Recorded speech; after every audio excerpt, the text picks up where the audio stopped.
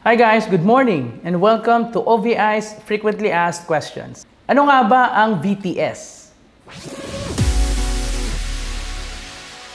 Ang VTS ay ang Virtual Tracking Store Center na kung saan dito mo makikita ang lahat na nangyayari sa iyong negosyo ng Orbis Victus International.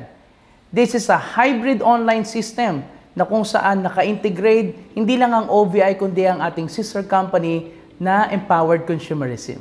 Ma-open mo ang iyong VTS using the link myorbisvictus.com.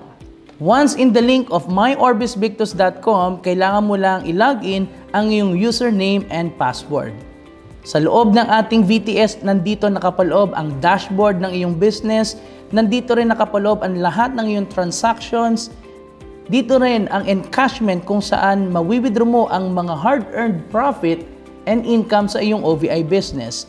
Nandito rin ang mga series of pre-orders and history ng mga income mo sa StairStep, Unilevel at Unipay plan. Nandito rin ang mga list of your digital partners and directly sponsored partners sa OVI. Sa loob ng iyong VTS, nandito rin makikita ang iyong genealogy at structure ng iyong Orbis Victus business.